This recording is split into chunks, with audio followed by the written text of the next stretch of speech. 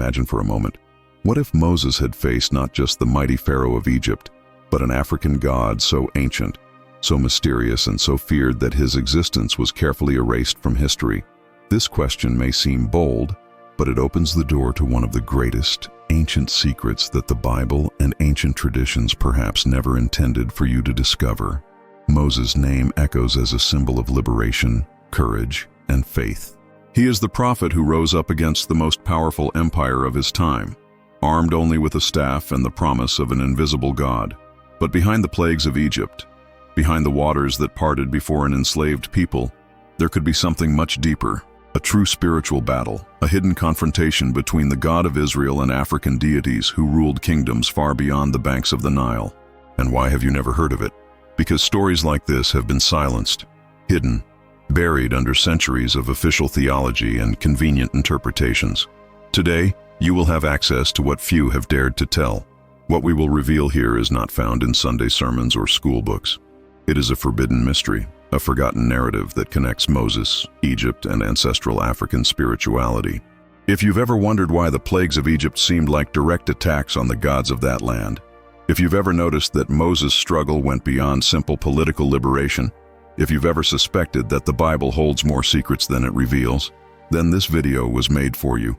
Prepare to immerse yourself in a story that blends faith, history, and ancient spirituality.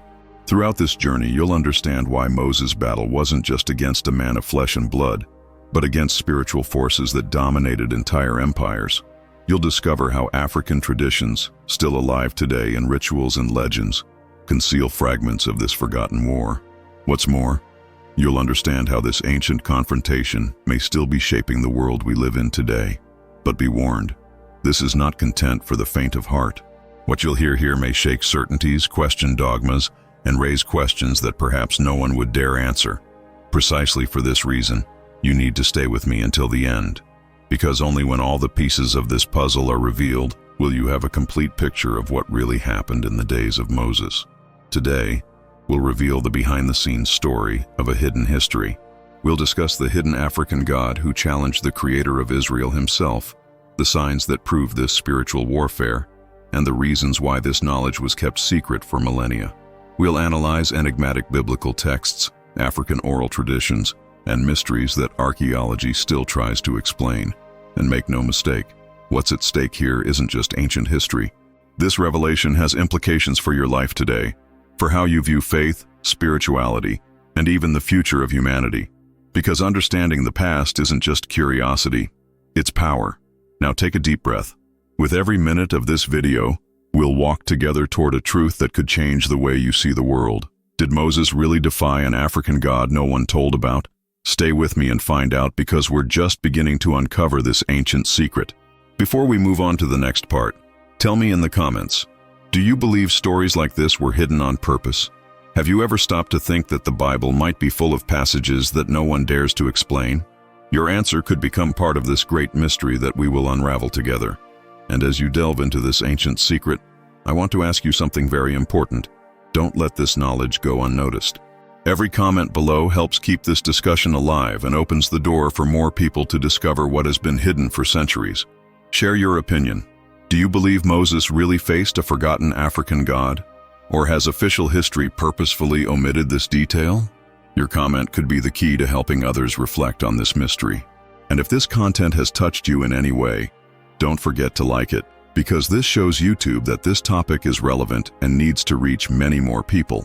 And of course, if you're new here, subscribe to the channel and activate the bell, because this was just the first part of a series of revelations we'll bring you. Together, we're building a community that seeks the truth behind sacred texts and ancient traditions. So don't miss out. Join, comment, like, and subscribe.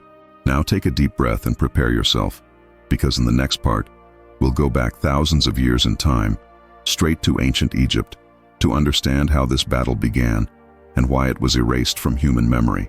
To understand this ancient secret, we need to go back in time and immerse ourselves in the atmosphere of ancient Egypt, one of the most enigmatic and powerful civilizations in history. Imagine a land bathed by the Nile River, where gigantic pyramids rose as signs of power and mystery, where every stone bore spiritual symbols, and every ritual was linked to deities that men revered as absolute forces. Egypt was not just a political empire. It was a spiritual empire, ruled by gods who claimed to be eternal. Entities linked not only to Egypt itself, but to a much deeper Africa, where ancestral traditions existed long before Moses was born. And it is precisely into this scenario that Moses appears, a seemingly ordinary man, yet destined to confront both the pharaohs and the gods who held the power of that land. To understand the weight of his mission, we must remember that the Hebrew people were not just a community of slaves. They were immersed in a culture steeped in African magic, symbols, rituals, and spirituality. Every plague, every sign, every confrontation Moses inflicted had a clear spiritual target, because it wasn't just the Pharaoh who dominated Israel. It was the African gods who, through the Egyptians, imposed fear and submission. What few realize is that the Egyptian gods, so exalted in the pyramid inscriptions and temples, did not emerge from nowhere. Many of them were inherited from older traditions originating from African regions beyond Egypt, tribes and peoples who already worshipped spiritual forces linked to nature, the sun, water, and the afterlife. Egypt organized, shaped, and transformed these beliefs into a state religion, but their roots ran deeper, rooted in the heart of the African continent. That is why when we speak of Moses' battle, we are not simply talking about a prophet versus a pharaoh, but a direct confrontation between the God of Israel and ancient African deities.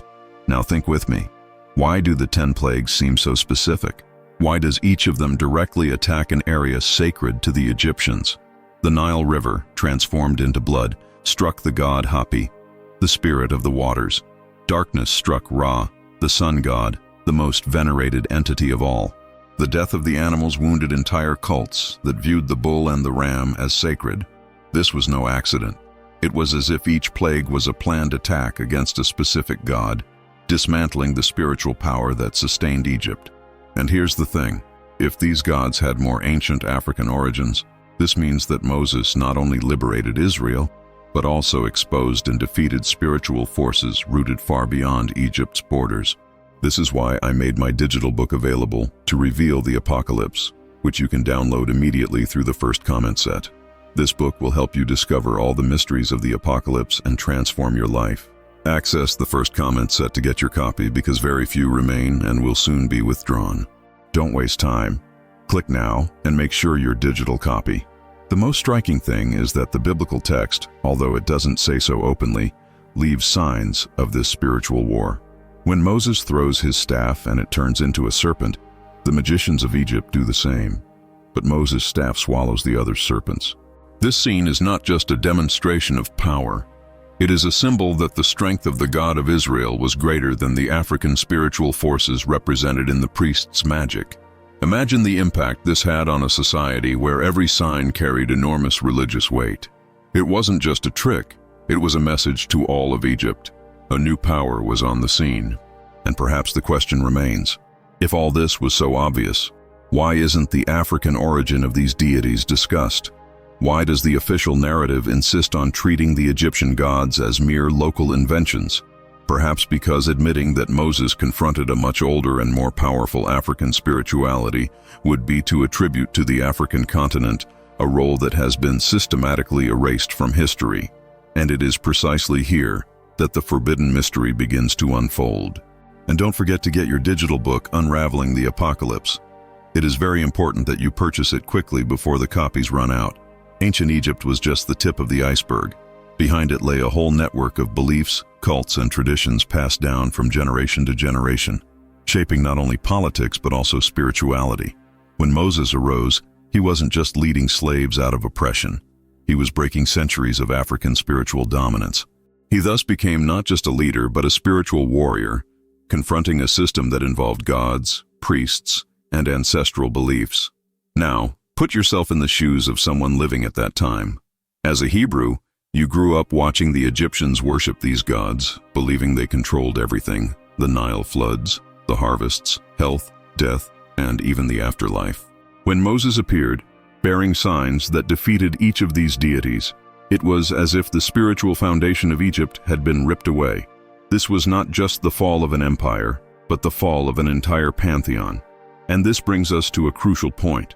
If the Egyptian gods were reflections of deeper African deities, then Moses' victory represented something even greater, the beginning of the end of a millennia-old spiritual dominion that stretched across the continent. It's as if God were saying, "No ancient force, no spirit, no African god can compare to my power." This completely changes how we view the biblical narrative. It wasn't just a political liberation, it was a battle of spiritual thrones. But notice how selectively the story has been told. Much is said about the plagues, the liberation, the Red Sea, but little is explored in depth about what was hidden between the lines, the exposure of the gods, the spiritual defeat of entities that humans believed invincible. It's as if there were an attempt to distance us from this understanding, to erase the connection with ancestral Africa. And here's the invitation. Think about this. Why do so many African traditions still carry symbols and rituals reminiscent of Egyptian gods? Could fragments of this power still survive today? This reflection is fundamental to understanding the true dimension of Moses' battle. Because we're not just talking about the past, we're talking about forces that can still resonate in the present. And before we move on to the next revelation, I want to ask you to help me build this conversation. Comment below if you've ever considered the idea of the African origins of the Egyptian gods. Write African gods if that resonates with you. I want to see how many of you here can see beyond the official story and are willing to explore these hidden mysteries of the Bible with me. Now that we understand the historical and spiritual background of ancient Egypt, it's time to delve even deeper into this mystery and talk about that which almost no one dares to mention, the forgotten African god, the one who hides behind the lines of the official narrative and who, in a way, was Moses' true spiritual adversary. Imagine for a moment the scene. While the people watched Moses and Pharaoh clash, behind the invisible curtains of the spiritual world, a much greater war was taking place. A clash between the creator of Israel and an ancient entity that carried with it centuries of worship and power in the heart of Africa. Ancient records don't give us a single clear name for this god, precisely because his identity was diluted over time, divided into masks, titles, and different representations across various African cultures. However, when we look to Egypt, we can see echoes of this deity in figures like Amun, considered the hidden one, the one who could not be seen. Think about it, an invisible god, linked to power and secrecy, present in Egyptian cults, but with roots that historians trace back to regions further south of the Nile, where African peoples already venerated similar spiritual forces. And most intriguingly, this god was considered so powerful that even other gods were seen as manifestations of him. If we look at Ra, the sun god, we see a reflection of a deity who represented absolute dominion over light and life. Osiris, associated with death and resurrection, retains traces of African rituals and beliefs that spoke of the eternal cycle of life, something people practiced long before the biblical writing. These gods did not arise in isolation. They were fragments of something greater, of an entity that unified within itself the idea of supremacy, dominion, and the continuity of life. And when Moses rose up, it was not just against Pharaoh, it was against the spiritual force that sustained this entire system, against the ancestral African god, who had taken deep root in the hearts of kings and peoples. This oblivion was no accident. Imagine that such an ancient deity, worshipped in various regions, could have been one of the greatest rivals of the God of Israel. To admit this would be to acknowledge that there was a direct dispute, a spiritual battle that could not simply be reduced to a political confrontation in Egypt. Therefore, over the centuries, this name was erased, replaced by multiple versions and layers of interpretation. What remained were echoes: Amun with his hidden character, Ra with his solar radiance, Osiris with his dominion over the dead. But all of them point to the shadow of something greater, a being that history chose to silence. And here's the most fascinating part. Many oral African traditions, passed down from generation to generation, still carry symbols and rites that closely resemble what we see in Egyptian cults. Ceremonies linked to the sun, fertility, rivers, the forces of nature. All these are fragments of a spiritual heritage that wasn't born in Egypt, but was organized there. When we think of Moses, we must imagine that his mission was not only to liberate a people, but to break spiritual chains that had existed long before, of deities who sought to impose themselves as masters of life and death. Notice how the Bible constantly describes the God of Israel as unique, incomparable, and without equal among the gods. This wasn't just a statement of faith, it was a direct response to a spiritual reality where a deity existed who sought to occupy this place of supremacy. And the Hebrews, living in Egypt and surrounded by this culture, needed to see clear signs that the God of Israel was superior. Therefore, every plague, every miracle, every confrontation was a way of demonstrating that no ancestral force, not even the forgotten African god, could place itself above the Creator. Now, imagine the impact this would have on subsequent generations. Knowing that Moses wasn't just fighting an arrogant pharaoh, but a spiritual entity that held sway over entire kingdoms, completely changes our perspective. This explains why, even today, when we talk about the Bible in Africa, so many unanswered questions arise. It also explains why so many traditions have been erased or reinterpreted over the centuries. Because accepting that such a battle took place would mean acknowledging that Africa occupied a central place in the oldest spiritual war of all. And I want you to think with me, is the silence surrounding this god simply oblivion? Or is it part of a conscious effort to erase the true dimension of this confrontation from human memory? Could it be that fragments of this cult still live on today in rituals and practices spread throughout the world? And furthermore, was Moses chosen precisely because he could confront not just an empire, but the spiritual heart of ancient Africa? This is the kind of reflection that takes us beyond the obvious, that opens our eyes to the hidden mysteries of the Bible and to stories that have never been told. And I want you to be part of this discovery with me. So before we move on to the next part, tell me in the comments, do you believe Moses really faced a forgotten African god? Write "Millennial Secret" if you feel this revelation is opening your mind to something greater. I want to see how many of you are connected to this investigation and willing to unravel what history has tried to hide. When we look at the story of Moses only through the eyes of politics, we see a leader confronting an empire, demanding freedom for his people, and challenging the ultimate authority of Egypt. But when we open our spiritual eyes, we understand that the real battle was not just taking place before human eyes, but in the invisible world, in the spiritual realm.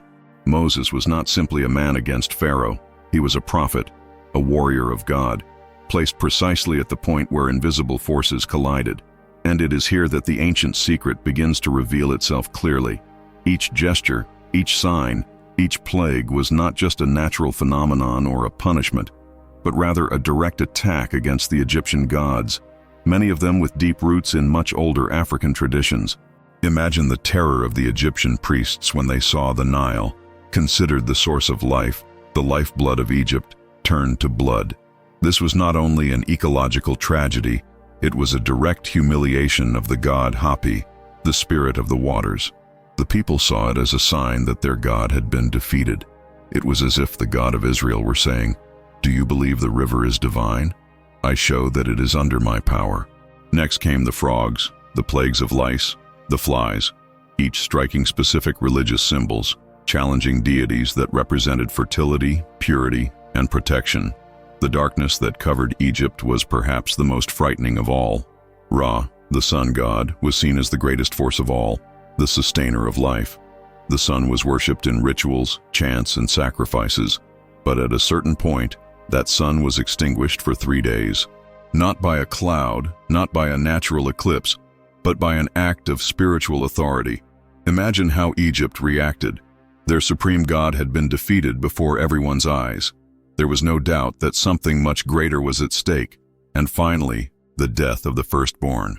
This blow struck not only families, but the very throne of Egypt. The pharaoh, considered a son of the gods, saw his spiritual power destroyed. It was the end of the line for a belief that had sustained the empire for centuries. This was not only a tragic event, it was the ultimate symbol that the power of the God of Israel was superior to any hidden African deity who might rise up against him. But there's one detail that's rarely mentioned. The Egyptian gods didn't emerge in isolation. As we've seen, many of them were reflections or offshoots of older deities, worshipped in African regions that predated the very formation of Egypt as an empire. This means that behind each plague was not just a clash against Egyptian religion, but a battle against spiritual entities that ruled entire continents through fear, worship, and manipulation. Moses was at the center of an invisible confrontation. facing a force that transcended borders. And perhaps that's why this aspect remains little discussed to this day. Recognizing that Moses' struggle was spiritual and not merely political completely changes the way we understand the Bible. It shows that the liberation of the Hebrew people was not just the breaking of physical chains, but the destruction of spiritual chains that imprisoned not just a nation, but entire generations. It's as if God were saying, I don't just liberate a people, I destroy the gods that oppress them. And this detail changes everything. Now think with me. Why did the scribes and theologians who translated and interpreted the texts over the centuries avoid delving deeper into this topic? Was it not convenient to admit that there was such a direct dispute between the God of Israel and ancestral African deities? Did the official narrative prefer to simplify, leaving out the spiritual confrontation to tell only the political version of the story? Doesn't this omission seem strange? If we pay close attention, we realize that the plagues function as chapters in a spiritual war. Moses didn't choose what would happen. Each plague was directed at a specific domain: water, land, sky, animals, health, life, and death. It's as if there were a strategic plan to dismantle the power of the African gods represented in Egypt. And when the final blow came, the death of the firstborn, there was no longer any doubt that the entire spiritual system that sustained Egypt had been shattered. This analysis shows us that the Bible, when read carefully, reveals much more than meets the eye. Behind the words lies a narrative of invisible confrontation, of spiritual warfare, of a clash between deities. And in this scenario, Moses was not just a liberator, he was the channel through which God exposed and defeated forces that governed entire peoples.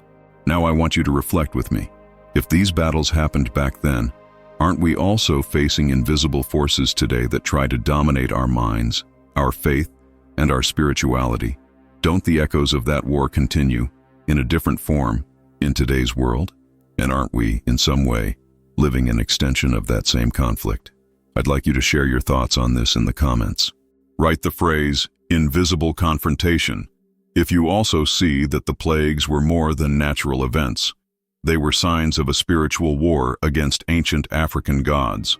This way, I'll know how many of you are truly connected to this profound investigation and willing to journey to the end of this revelation. When we begin to examine the biblical narrative more closely, we realize something curious. Many passages that should be clearly explained seem purposefully enigmatic, ambiguous, as if pieces were missing from this ancient puzzle. It's as if Scripture gives us the main plot but leaves out some information that could completely change how we understand the events.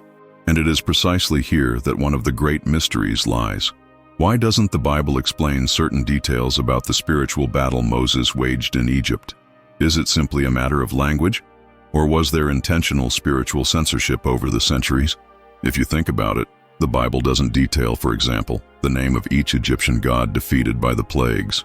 It presents the facts, the signs, and the miracles, but doesn't directly mention, this plague was against such and such a god, this other plague was against such and such a deity. It's as if the text avoids giving importance or recognition to these spiritual beings. But at the same time, the narrative is so strategic that it becomes clear that these weren't random phenomena, but a direct attack on specific entities. This omission can be understood as a choice, perhaps to avoid fueling the worship of these deities, or perhaps to avoid exposing the people to the scale of a confrontation that could seem too frightening.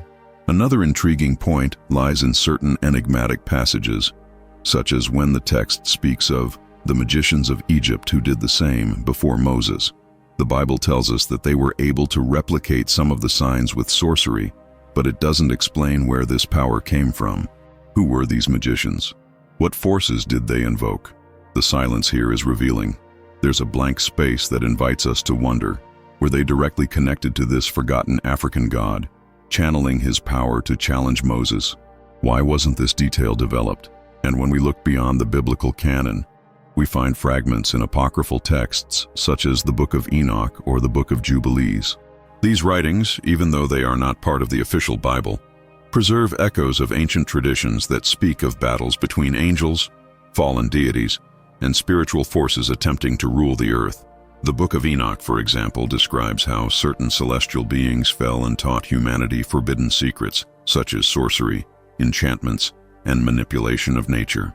Could this knowledge have also been present in Egypt, sustaining the magic of the priests and providing spiritual support for the confrontation with Moses? It's curious to note how these texts have been considered dangerous throughout history. Many of them were banned, hidden, or simply forgotten for centuries, as if there were an intention to limit access to information that could reveal too much. This is where the inevitable question arises.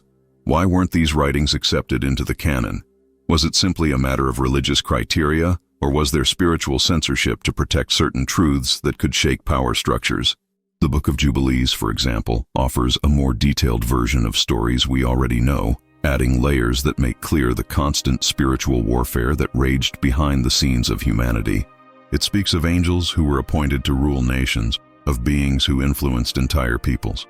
Now think with me, if there were angels and entities governing peoples, wasn't Egypt, with its entire pantheon of gods, under the direct influence of one of these beings? And wasn't this being precisely the ancient African god Moses had to confront? When we put all these pieces together, the picture that emerges is impressive. We have a Bible that reveals, yet simultaneously conceals.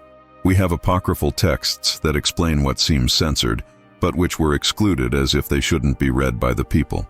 And we have African oral traditions that echo fragments of this spiritual struggle, preserving in rituals and stories the memory of a confrontation that the official narrative preferred to silence. This silence, this lack of explanation, forces us to ask, could it be that the Bible doesn't explain everything because it didn't want to give us the complete tools to understand this battle? Or could it be that the men who decided which books would or wouldn't enter the biblical canon chose to erase certain truths to protect their own narratives? The fact is, the more we investigate, the more we realize that Moses' struggle was much greater than it appears, and that the spiritual world, with its secrets, was at the center of this conflict. I want you to reflect deeply on this. Have you ever stopped to consider how many truths may have been intentionally omitted? Have you ever considered that the story we received is just one part of a much larger revelation? This is what drives us to continue this investigation, because understanding what was erased is as important as understanding what was preserved. And to discover where this mystery can lead us, I want you to join me. Write the phrase spiritual omission in the comments if you also believe that certain truths were deliberately hidden. I want to see how many of you are truly connected to this quest and willing to walk together to unearth what history tried to bury. If it's clear by now that Moses' struggle was not just against a human pharaoh, but against hidden spiritual forces that ruled through ancient African gods, now we need to delve even deeper into the figure of this enigmatic man described in the Bible. Who really was Moses? Was he simply a prophet conveying divine messages? Or did his mission go much further, revealing him as a true spiritual warrior, someone who placed himself between visible and invisible worlds to confront powers that most wouldn't even dare name? This is the question that will guide us now, because understanding the mystical and hidden side of Moses' journey is essential to deciphering this ancient secret. Consider Moses' staff, for example. For many readers, it was simply a piece of wood used as a symbol of authority. But when we look more closely, we realize that this object represented much more than that. The staff was an extension of God's own power in Moses' hands, a supernatural instrument capable of defying natural laws and, at the same time, humiliating African deities worshipped as supreme gods. Each time Moses raised that staff, it was not just a theatrical gesture. It was an act of spiritual warfare. The staff transformed into a serpent to swallow the serpents of the Egyptian magicians, split the sea into 2 walls of water, brought water from a rock in the desert, and brought plagues and judgments. This shows that Moses was not acting merely as a messenger, but as someone who carried within himself the power to defy the unseen. This image leads us to understand that Moses walked the border between the physical and spiritual worlds. He received direct instruction from God in a burning bush that burned without being consumed, a supernatural manifestation that defied logic. He climbed mountains to receive revelations that no one else dared to hear. When he came down, his face shone so brightly that people had to cover him. These are clear signs that he was not just a political or religious leader, but someone who constantly crossed spiritual boundaries. And here's a little discussed detail. Moses' confrontation wasn't just against Egypt, but against the entire system of dominant African cults of the time. These cults were present in symbols, rituals, and practices that exalted the sun, the river, animals, the stars, and even death. They were cults that made Egypt a spiritual fortress. When Moses arose, his mission was to break these chains, not only liberating Israel physically, but also breaking the power of these cults in the spiritual realm. Each victory of Moses was a blow against traditions that had been practiced for centuries in African lands. Now think with me. If Moses were just an ordinary prophet, would he have been able to face experienced priests, powerful magicians, and a pharaoh considered a son of the gods? Of course not. To win, he needed to be more than a man who received messages.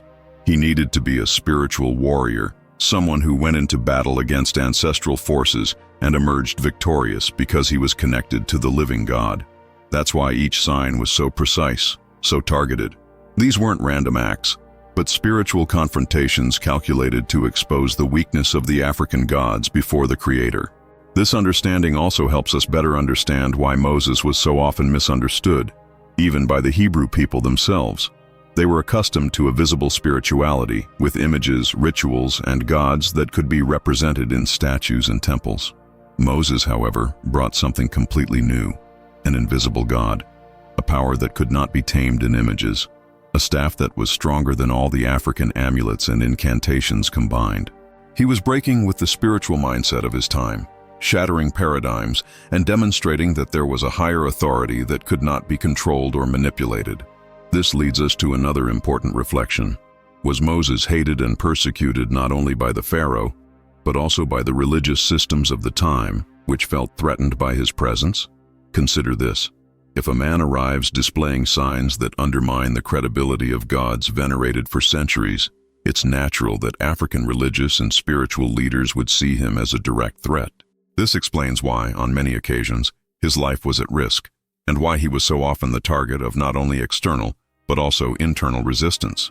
Now, if we connect this to the broader vision of what we've discussed so far, we realize that Moses became a figure who marked a definitive rupture in humanity's spiritual history. He was the watershed between systems that exalted ancestral African deities and a single God who brooked no rivalry. And his staff, his signs, and his own life shining before the people were constant proof that he was not just a prophet of words, but a spiritual warrior of actions.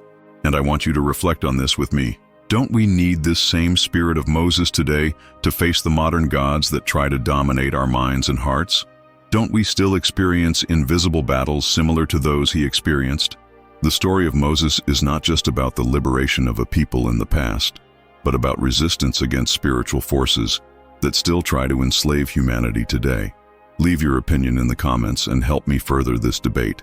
Write the phrase Moses spiritual warrior if you believe he was more than an ordinary prophet, but a true fighter against African gods and the occult systems of his time. I want to see how many of you can see this mystical and powerful dimension of Moses' life. Having reached this point in our journey, we already understand that Moses was not just a political liberator or a mere prophet of words, but a true spiritual warrior who confronted an ancient system sustained by ancestral African gods. Now we need to look at something few dare to investigate: how this battle left its mark, lasting through the centuries and preserved in African traditions, in the oral myths and rituals that have come down to us. Because Africa is a continent that holds deep memories, and even what was silenced in official writings often survived in the mouths of the people, in songs, dances, symbols, and stories that remain alive to this day. If we pay attention to African oral traditions, we notice narratives about cosmic spiritual wars, about deities who fought each other, about the fall of spirits who tried to dominate humanity. Many of these stories are strikingly similar to what we see in the Bible, but told from a different perspective. It's as if they were pieces of the same puzzle, preserved in different places.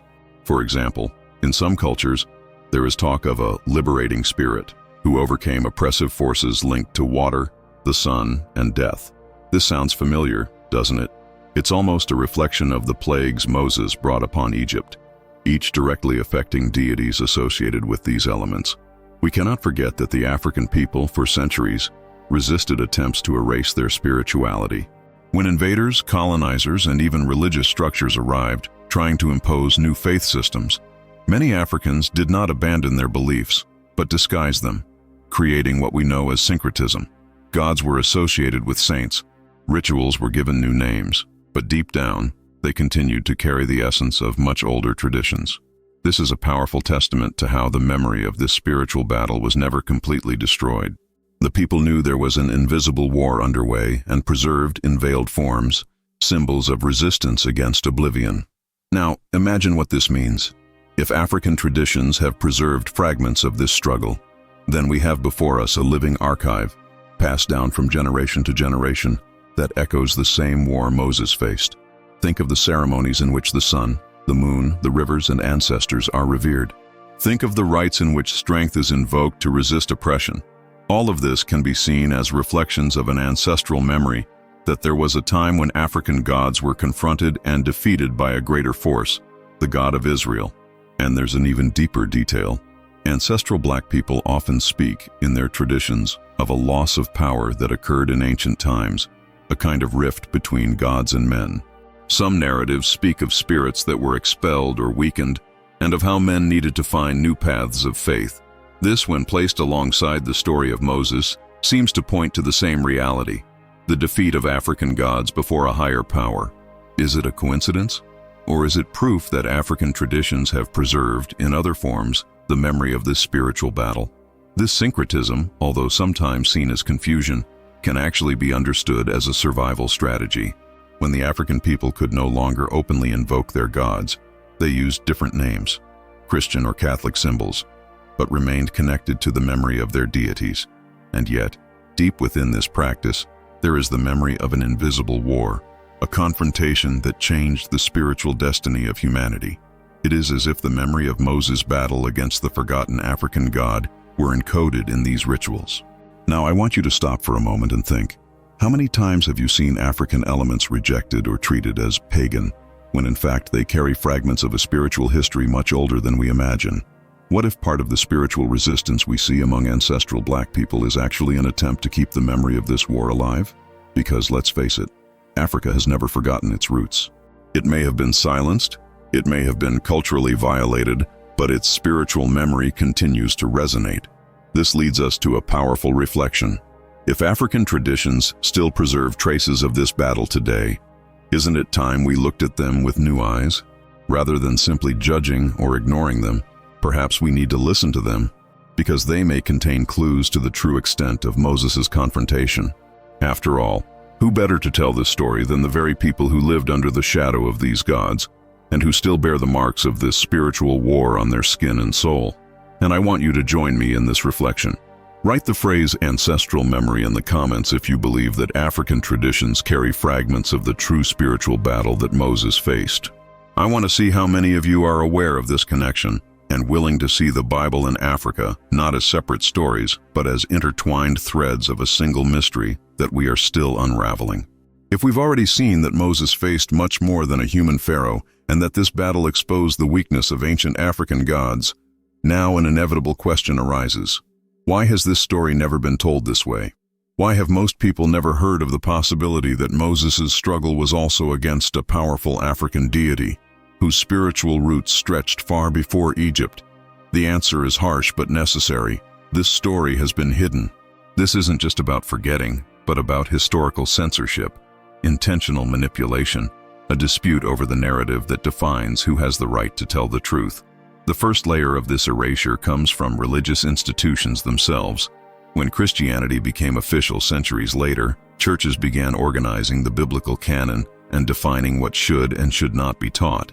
It was convenient to simplify the narrative, reducing Moses' struggle to a confrontation between man and Pharaoh, because this made the story easier to control, more didactic for the masses. Admitting that there was a direct confrontation between the God of Israel and ancestral African gods would open the door to recognizing that Africa played a central role in humanity's oldest spiritual war. This was of no interest to those who wanted to centralize power in Rome or Jerusalem. Then comes the power of the colonizers. During European expansion, when African nations were invaded and their peoples enslaved, there was no interest in valuing African spirituality. On the contrary, it was necessary to erase it, calling it pagan, primitive, diabolical. This strategy of demonization had a clear objective: to destroy the identity of Black people and weaken their spiritual resilience. Imagine if the enslaved discovered that their ancestors had faced powerful gods and that Moses was used to defeat the very deities they still held in their memory. This could spark pride, faith, and revolt. Therefore, it was safer to silence this part of history. Bible schools, formed under the influence of these same religious and colonial institutions, ended up reproducing the official version. In seminaries, pastors and leaders learned to teach the story of Moses as a simple tale of political liberation, without ever delving into the deeper spiritual layers.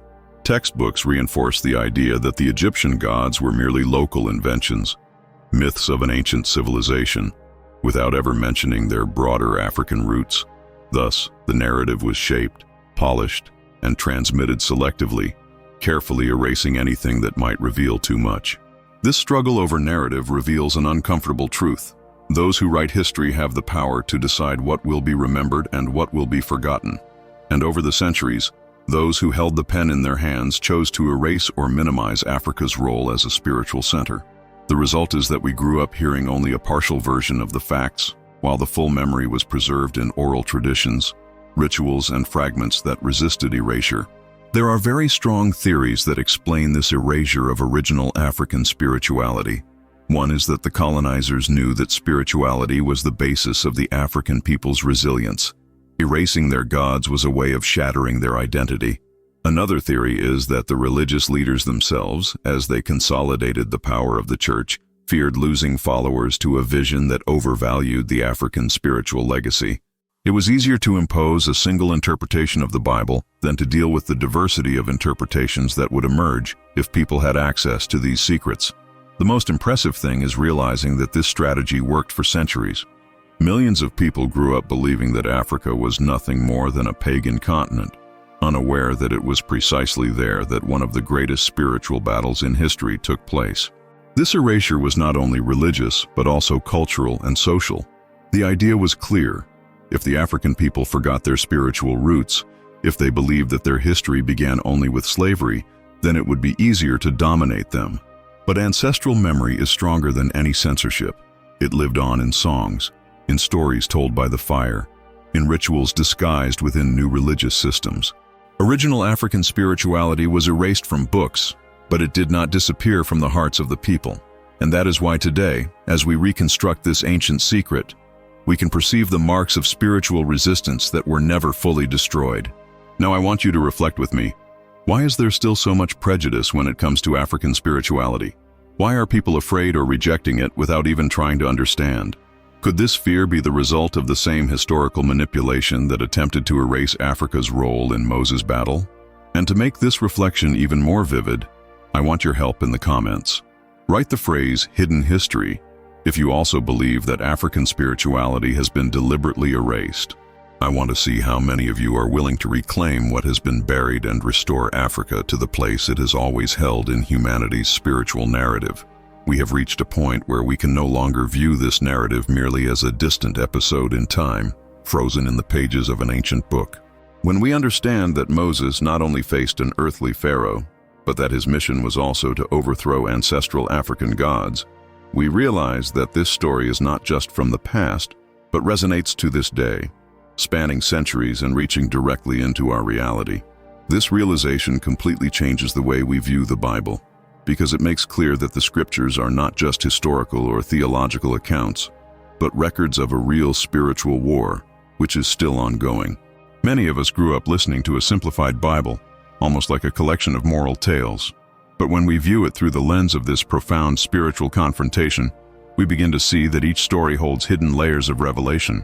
Moses wasn't just a liberator, he was a warrior in a cosmic battle. The plagues weren't just punishments, they were direct attacks against spiritual entities.